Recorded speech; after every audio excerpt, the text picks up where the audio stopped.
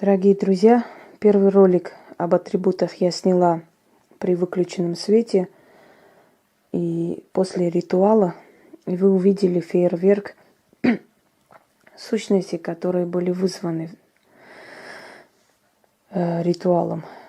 Сейчас хочу более подробно рассказать об атрибутах магии, потому что вы тогда насладились красотой, вот этим необычной атмосферой. И я вам уже сказала, что для меня это храм. Это храм богов, это храм духов, это храм сил, которые с рождения и до рождения мне помогают. В данный момент хочу вам показать малую часть моих атрибутов и более-менее объяснить их значение, поскольку их у меня много, и я не могу все вам показывать. Во-первых, нельзя, во-вторых, не хватит времени, сил.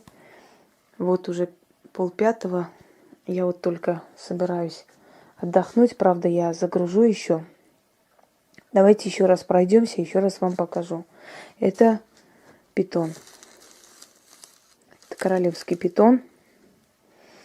Змеиная шкура испокон веков используется как снятие испуга, страха, снятие очень страшных заклятий.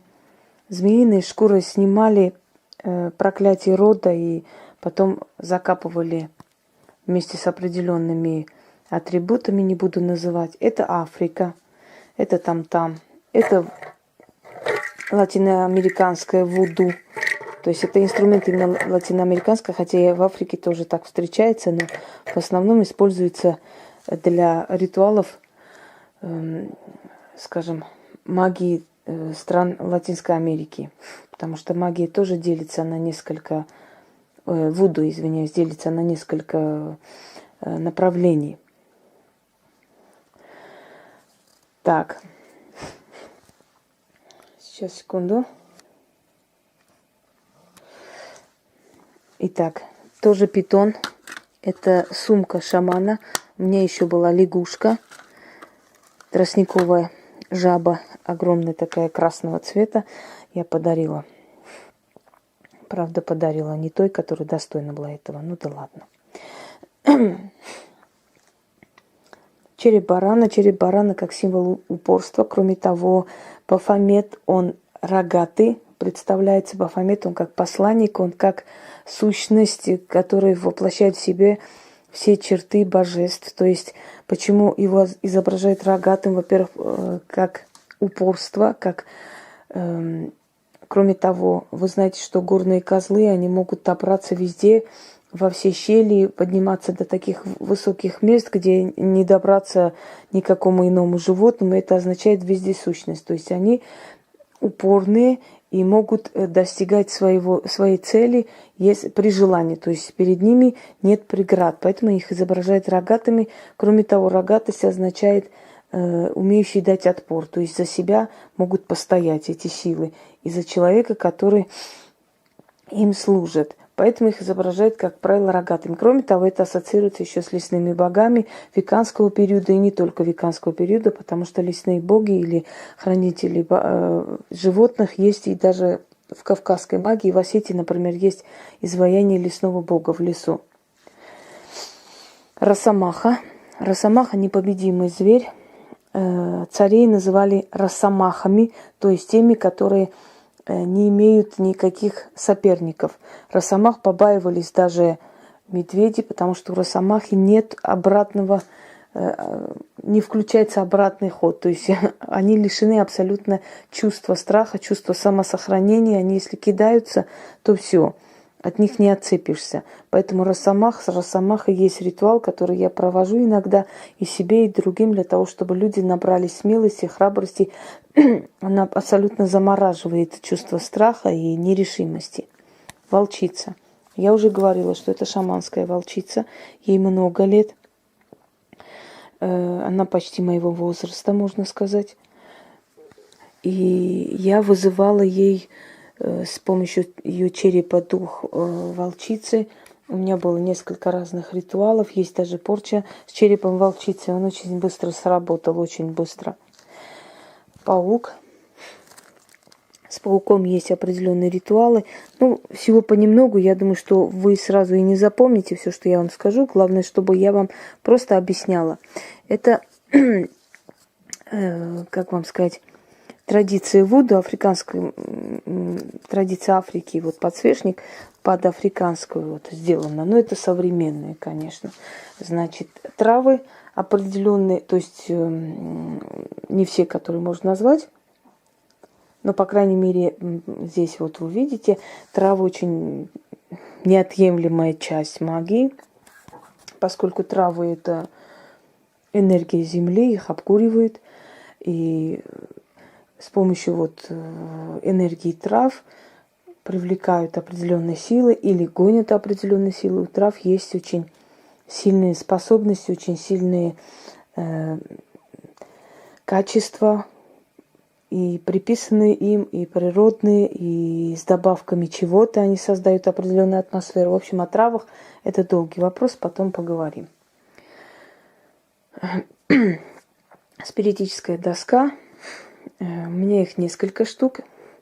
Это самая такая удобная. Есть еще побольше, намного черного цвета. Он более красивый, дорогой. Но вот в любом случае, знаете, любая доска, она, в принципе, рассчитана больше на нашу личную силу. Раньше, когда-то, когда трудно было доставать спиритическую доску, конечно, я вызывала их, сама чертила, сама рисовала буквы на картоне, либо на какой-то бумаге белой. Это не важно, это не столь важно, на чем, на что. Просто это очень удобная как бы вещь для того, чтобы вызвать силу, которую ты хочешь вызвать. Попробуем-ка. Да, вот это Африка. Я уже говорила, что она 1815 года. Вот эта девушка. Это культ африканского племени матери, богини. Это мужской культ, и по-другому он называется дух предков. Вот. С ними я проводила определенные ритуалы, и это очень сильно помогает для создания гармонии и для привлечения определенных денежных средств домой. Знаете, такие вот общие фразы: создание уюта, привлечение удачи, привлекаем богатство, удачу. Очень много всяких там ритуалов, везде встречается всяких призывов, всяких методик привлечения удачи и прочее, прочее.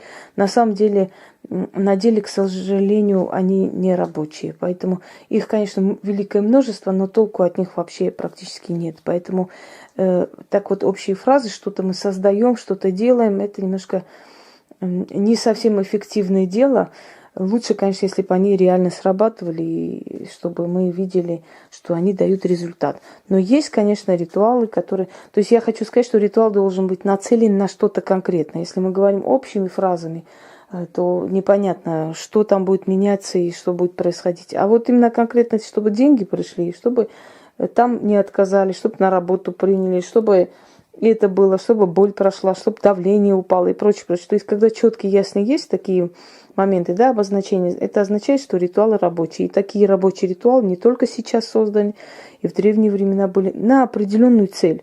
Вот как там бабки говорили, да, зуб, там болезнь заговорить, или когда ребенок там недержание мочи было, заговорить, значит, ангину заговорить. То есть они четко, ясно ставили цель. Заговорить вот это. Они не говорили корректировка судьбы, там, не знаю, очищение кармы, не знаю, чего-то еще. Они просто чисто конкретно говорили четко, какая цель, и они этой цели достигали. Вот это и есть рабочие моменты, да? Так, это Бафомет, подсвечник. Черные свечи – это неотъемлемая часть атрибутики в магии, естественно. Потому что у черных свечей особая энергия. Понимаете, как эти все вещи, они все пропитаны всеми этими ритуалами, они все пропитаны, воздух пропитан. Здесь очень тяжело простому человеку, он не выживает. Здесь цветы не выживают ненадолго. Здесь какие ни были бы цветы устойчивые, они здесь сохнут. Здесь уже показывала это моя как бы часть драконьего царства. Правда, я все это положила в одну кучу. Потому что после ритуалов мне, когда это все уберу, тогда их, конечно, расселю. Так, это мой угол сил смерти. обожаю силы смерти, и с ними очень часто контактирую, очень часто работаю, очень часто к ним обращаюсь. Я просто очень люблю силы смерти. Я со смертью дружу, и она со мной дружит. Скажем так, смерти бояться нечего. Смерть – это не страшная вещь, ее изображать какой-то злой, ужасный, страшный. На самом деле это очень добродушная сила природы, которая забирает человека, когда человеку плохо, когда человеку больно, когда качество жизни человека абсолютно не годится. Она милостиво забирает, чтобы человек не мучился. В чем же она злая и плохая, скажите мне, пожалуйста. Если человека мучают и издеваются над человеком, а он живет и чувствует эту боль, да, он молит о смерти, он ждет, пока умрет, чтобы ему стало легче. Так когда забирает смерть этого человека, чтобы он не мучился дальше, освобождает, как бы, слышали, да, слово «отмучился», его освобождает, милостиво притягивает руку помощи, жалеет. Разве смерть, она злая? Абсолютно нет. Просто мы боимся, мы на самом деле не смерти боимся, мы боимся неизвестности. Мы знаем, что с нами будет. Мы не боимся смерти абсолютно. У нас нет страха смерти. Сейчас, особенно в наше время, когда очень жизнь стала, качество жизни упало, жизнь человека ни гроша не стоит, мы смерти не боимся. Мы боимся неизвестности, мы боимся мучения, мы боимся увидеть какие-то страшные вещи, которые произойдут, не дай боги, с нашими родными и прочим. Вот чего мы боимся. А сами уйти мы абсолютно не боимся. Хоть как у любой момент скажи, без мучений, там заснешь, не проснешься, мне кажется, любой согласится. Большинство людей. Не потому, что мы устали или мы жить не хотим, а потому что мы не держимся за эту жизнь. Вот это век такой, что человек за свою жизнь особо не держится и не борется. Как-то ему стало все равно. Пофигизм царит всюду и везде. Белки, зимние белки. Зимой они вот такую шкуру одевают. Это у них зимний цвет. Вот я взяла в магазине магии. Они мне нужны будут для атрибутики. И просто для красоты, для сумки. Вот. Это мантия, уже показывала. Мантию одеваю очень редко. Несколько раз одевала в таких, во-первых, праздничное время. Мантия одевает обычно, когда нужно прикрыть все вот с ног до головы. Вот есть определенные ритуалы, где нельзя показывать части тела. То есть все должно быть закрыто для своей же безопасности. Вот мантию тогда одевают, на шабаш одевают. Но шабаш это очень скрытая вещь, и на шабаше никто никогда не бывает лишних, и съемок нет лишних. Вообще шабаш никогда не снимают. Если снимают, это, конечно, театр. Там шабаша уже нету. Потому что шабаш должен быть закрытый, тогда только он имеет силу. Когда никто об этом лишний человек не знает. Если весь мир увидел шабаш, там уже шабаша, считай, что нету. Вы же не знаете, бывает у меня шабаш с кем-нибудь или нет? Бывает. Правда, они не с России, а с других стран, но бывает шабаш. Только вот никто знать об этом не должен. Иначе смысла нет просто. Я могу, конечно, это снять, показать. Это будет интересно, это соберет лайки, это соберет зрителей, это будет очень хорошо, классно, но толку не будет от того, что я провела, что я попросила, ничего не сбудется, не получится, потому что тогда уже это таинство будет нарушено, все, больше не о чем будет говорить. Итак, люблю кованые ножи, поскольку в них есть сила кузнецов, поскольку они натуральны, поскольку они ручная работа, и руками передается энергия человека. Это куклы Вуду, то есть это просто так пример куклы Вуду, но готовых. Это кости животных, птиц. Готовые можно купить, правда. Знаете как, имеют они силу или нет, меня иногда спрашивают. А вот имеют силу вот эти заговоры, а имеют силу вот те заговоры. Дорогие друзья, у мастера даже палка стреляет. Понимаете? Даже можно послать далеко, и это тоже будет заговор, заклинание, страшное проклятие. И человек пойдет и расшибет себе бошку. Хотя там ты ничего не сказала, да? Ты просто сказала, пошел бы ты. Вот. Так что сила в руках сильного человека и заклинание в руках сильного человека становится силой. Черные зеркала. Агат, вот сова из агата. Есть у меня несколько черных зеркал, уже говорила. Вот, видите? Вот. Он. Черное зеркало забирает очень много энергии, поэтому с ним нелегко и не часто нужно трогать зеркала. Ступка, каменная ступка есть, другая, есть железная, чугун. Ой, елки. несколько чугунных таких, есть средний, есть. Это самое большое, оно очень дорогое, мне подарила Настя, ее зовут. Вот она мне подарила в знак благодарности, потому что я вылечила ее ребенка. Вообще, за лечение детей мне очень много благодарности. Если меня спрашивают, что вам подарить, я всегда говорю, подарите мне атрибуты. Вот то, что я скажу, то и подарите. Давайте мы вам украшения. Я говорю, нет, украшения я сама себе могу купить, если хочу. Но правда, и украшения бывают. Но в любом случае, украшения мне не нужно. Подарите мне атрибуты. Понимаете, потому что я фанатик своей работы, видимо, невидимо, а наверняка духи видят это, и это ценится. Именно поэтому люди, которые действительно работают, у них есть и уровень, и сила, и со временем они еще сильнее и сильнее становятся. Так, Филин и Ворон. Так вот, что касаемо сил смерти, чтобы вы не были ошарашены, еще раз скажу, что силы смерти, они очень поддаются, понимаете, как они любят помогать, если ты к ним с уважением. Силы смерти дают очень много. Сила смерти мне дала очень много. Я очень благодарна этой силе. Она моя охрана. И я просила у смерти, чего только я не просила. Я просила видение у смерти. Я как-нибудь покажу эти ритуалы. Не буду называть их, потому что очень много идей, да, забирается, конечно. Но поэтому я стараюсь уже не называть заранее. Я сделаю и покажу. Так вот, я попросила, как-то у меня есть ритуал с пятаками, видеть, как мертвый называется. Эти пятаки ложат на глаза умершего человека, потом ты заговариваешь и ложишь себе на глаза время от времени. Ясновидение начинает опять усиливаться. Оно никогда не слабеет, собственно говоря. Просто ты меньше тратишь энергии для того, чтобы просмотреть. Ну, посмотрите вот недавнее наше ясновидение, да, смотрю сквозь стены. Там увидите, насколько мертвые мне помогает видеть очень многое. Конечно, те, у которых этого нету, они в жизни своей не могут называться практиками, это нереальная вещь, этого не может быть. Дорогие друзья, когда вам говорят, что ясновидение не столь важно и важная помощь, вы, значит, давайте так, задайте себе логический вопрос. Помощь, да, ведьмы, колдуна, человека, практика и помощь врача – это практически одно и то же, можно сказать. Это лечение. Там лечение тела, здесь лечение души, иногда и тела. Так вот приходите вы к врачу и говорите, я болею. Врач говорит, я не могу видеть твои болезни, я не обязан видеть твои болезни. Я серьезно говорю, без иронии. Я не обязан твои болезни видеть, я только лечу, я врач, я кандидат наук, я не знаю, там доктор, я профессор и прочее, поэтому я лечить не обязан. Я только, то есть я видеть не обязан болезни, я только лечу.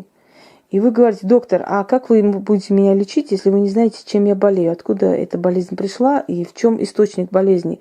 Он тебе дает лекарства там на выбор и говорит, купи вот это, анальгин, аспирин, там антибиотики, не знаю чего, вот из этих всех что-нибудь да тебе поможет. Да? Ты все это покупаешь, начинаешь колоть, и оказывается, что у тебя очень страшное воспаление было, это все тебе не помогает, и ты идешь помираешь. То есть вот то же самое. Если человек говорит, что ясновидение не важно, что без ясновидения вообще-то все практики, да, все нормальные великие практики должны быть лишены ясновидения, потому что это не важно, то это практически тот же самый врач, который знать не знает, что за болезнь, уже берется лечить. То же самое. Это оговорка низких существ, это оговорка людей, которые абсолютно ноль в магии. Ноль, серьезно говорю, там даже элементарных знаний нет, поэтому учтите, ясновидение всегда нужно поддерживать в себе, всегда нужно делать так, чтобы это ясновидение не просто усилилось, чтобы вы тратили очень мало сил, но видели очень многое. Собственно говоря, вот эти пятаки, вот тот ритуал с пятаками, он проведен мной не раз, и он дает мне силу видеть затаенное, видеть закрытое, сокрытое. Люди слепые даже могли видеть то, что зрячий человек мог не видеть, понимаете? От меня никогда не могли что-то прятать дома. Я всегда ее находила. Я знала, где что. Я знала, кто придет только что. Это в каком-то смысле и не радостно, собственно говоря, но это было.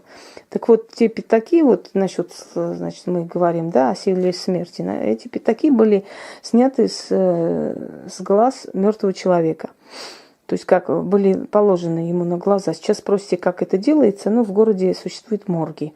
А у меня существуют друзья и знакомые, которые могут оттуда мне принести веревку, могут и пятаки туда положить. У меня есть знакомые женщины, которые работают в ритуальных услугах. Так что не будем об этом. Так вот, о чем я говорю? Я говорю о том, что каждый человек, который стремится колдовать, сейчас очень такой ажиотаж магии. Кто-то хочет идти в колдовство, думая, что это легкие бабки и там ничего делать не надо. Очень зря думает, конечно. Потому что если люди не накажут, силы наказывают, в любом случае наказывают, полностью выпивают. Они сначала дают, потом дают по башке и все отнимают. Всегда так. И очень много, скажем так, участников и победителей всяких битв, экстрасенсов. Сейчас их нет в живых, все молодые ушли, до 40 не дожив. Так что это не игра, да. И второй момент, значит, им очень хочется выделиться из толпы. Но я вас уверяю, что не каждый человек готов на те жертвы и на те сильные вещи, которые можем мы. Кто-нибудь может ночью пойти на кладбище? Ну, может быть, может, но практик может. Не каждый человек, правда? Создать видимость магии и заниматься ею две разные вещи, абсолютно две разные вещи. Вот. Так вот, вот эти пятаки любому из вас я вот могу отдать на руки, да, и сказать, положи себе на глаза и ложись. Скажи заклинание, ложись, там полчаса держи.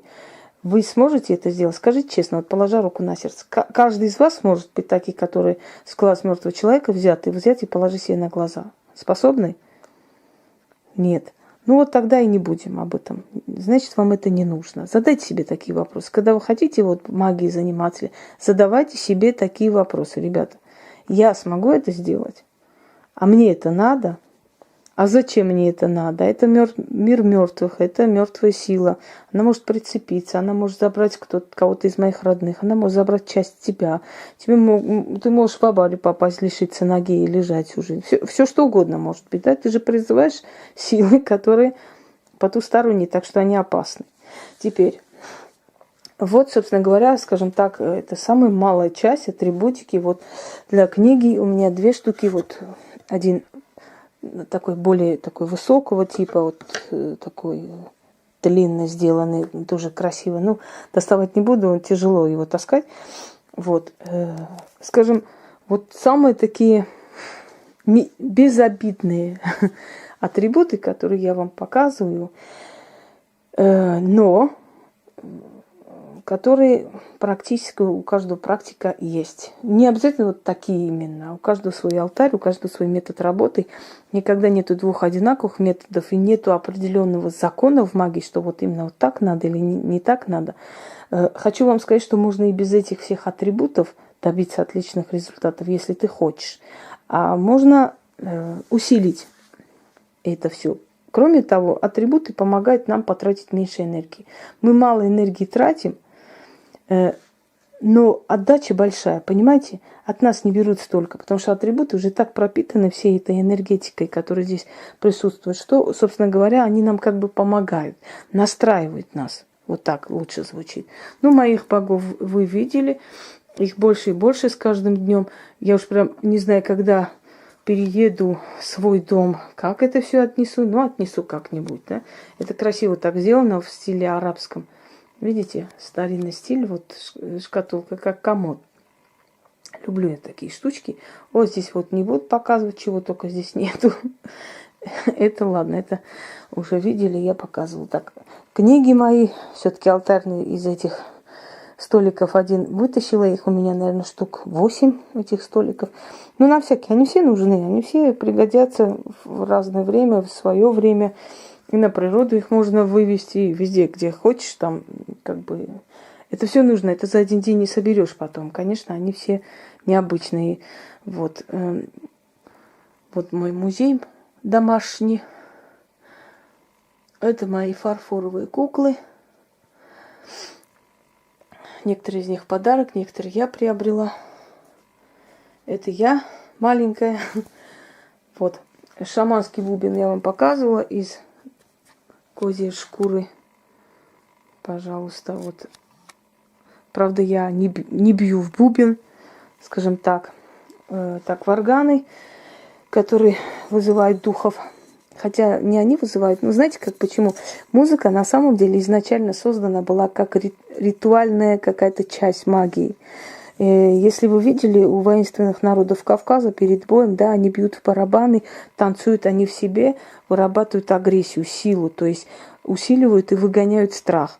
Музыка, она призывает духов, потому что это монотонные удары или призывы, или вот это вот доходящий до транса танец, он переносит нас в измененное сознание. Измененное сознание что означает? Давайте я вам объясню. Когда душа человека, сущность, чуть-чуть поднимается над телом. И если вы поднимаетесь над телом, то есть вы становитесь уже частью того потустороннего мира. Правильно? Все. Значит, вы их видите, значит, вы легче получаете у них помощь, потому что вы становитесь как один из них. Вот точно такое же измененное сознание у ведьмы, когда она ритуалит, монотонно повторяя, говоря, там в тишине, без все выключено, сидит там в одиночестве, колдует, она чуть-чуть приподнимается над телом, ее сущность. Она попадает в мир астрала, то есть в тот мир потусторонний, где духи. Она становится одна из них. И именно поэтому они ее выслушивают и помогают. Понимаете теперь смысл измененного сознания в чем? Итак, это то, что я вам обещала показать. Я вообще-то приобрела для фортуны, но и иные боги будут здесь находиться. Это они отдельно. Это создает впечатление, что они как одинаково идут. На самом деле это не так. Это отдельные, абсолютно независимые друг от друга вещи, но похожи. Это лесные духи. То есть лесные духи. Красивое такое толстое стекло, очень необычное. Это подсвечник и для благовоний, собственно говоря, как подставка. Он идет и так, как бы он уникален, в принципе. Вот, собственно говоря, поскольку сейчас уже заканчивается память здесь, и потом разделится на несколько роликов, я пока рассказываю вот столько, мне кажется, столько достаточно на сегодня. Впечатление у вас и так будет от прошлого ролика, который загрузится скоро, потому что там сущностей очень много, целое море сущностей, и я думаю, что вам стресса и так достаточно. Всем удачи и всех благ.